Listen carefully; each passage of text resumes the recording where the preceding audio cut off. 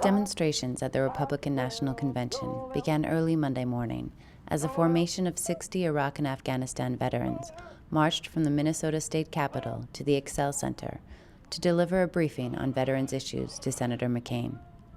Matta Sharu, who earlier this year refused to deploy to Iraq, explained the reasons for the march. Today, Iraq Veterans Against the War is marching on the Republican National Convention to apply pressure to the McCain campaign to include veterans' issues in their election platform.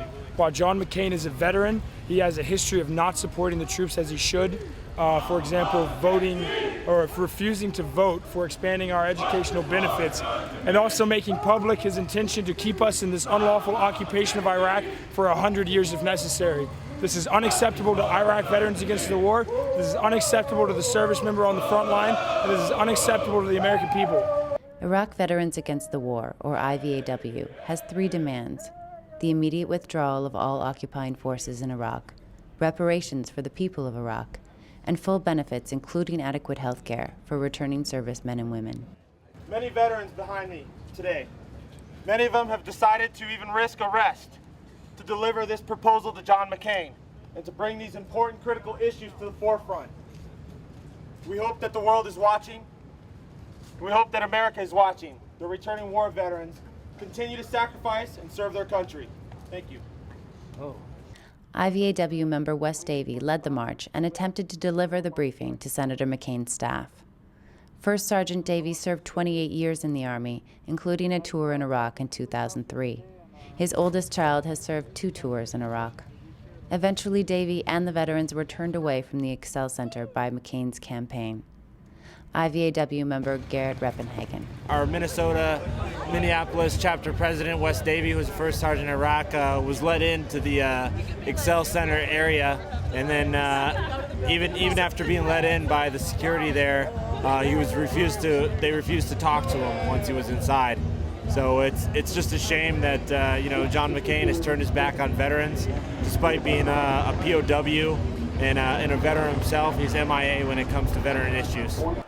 Despite being turned away, the veterans considered the action a success.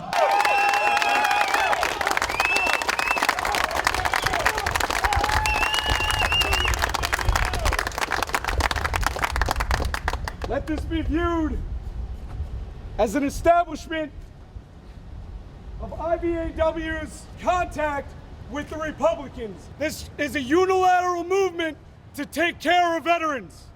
It is not a political issue. It is not a political stance.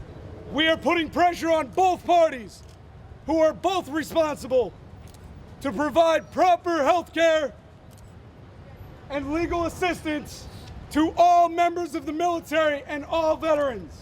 My name is Kelly Doherty. I'm the Executive Director of Iraq Veterans Against the War. Our message is getting out to the public. It's getting out to other veterans that Iraq Veterans Against the War has your back, has the back of our brothers and sisters in the military and our returning veterans. And political campaigns, political candidates, they don't have the backs of the soldiers and the veterans.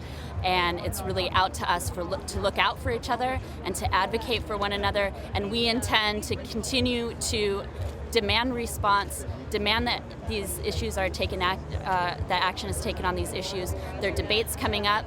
Iraq Veterans Against the War plans on having a presence at those debates to make sure that issues of the ongoing occupation of Iraq and the serious crisis in veterans' health care are addressed by both of the candidates. When you look at a candidate like McCain, his actions speak volumes over his words. So as much as he says he supports the troops, he still primarily consistently votes against issues that will help veterans, that will provide for their an increase in care and increase in benefits to go back to school. And so his actions are saying, look, I just want to use and manipulate the veterans to support my political campaign, but yet when it comes to taking care of them, I'm not ready to do that.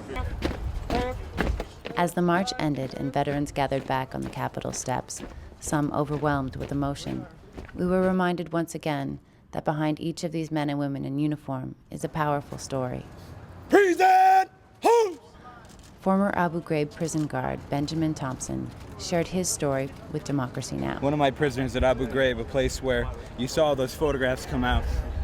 You didn't know the half of it. Most of our people didn't live in those cell blocks. Most of them people lived outdoors. They're killed by enemy insurgents in our camps. This prisoner, this means God hopes for peace.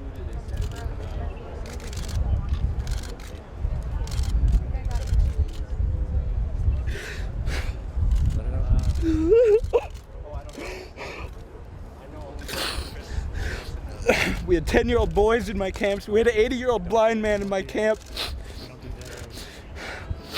They were killed by enemy fire because we did not protect them when they were in our custody. They were not worth protecting. The generals that came to my base came with 3 helicopters apiece. And when they left, they took them with them. We were giving them food that made them sick. We were giving them water that gave them kidney stones. We weren't supplying them with medical attention. They were dying from lack of heart medication that they'd been on for 20 years. You never heard about this, ever, because of the fucking photographs. The Department of Defense focused all of the attention upon those atrocious acts committed by war criminals, my brother and sister military policemen. And then everything else that happened at that prison, to the other 95% of those prisoners, went unreported in the media. This is not okay. For Democracy Now!, this is Jackie Suen and Richard Rowley in St. Paul. 6 years in service. Was just cut loose and left alone. If I didn't find Iraq veterans against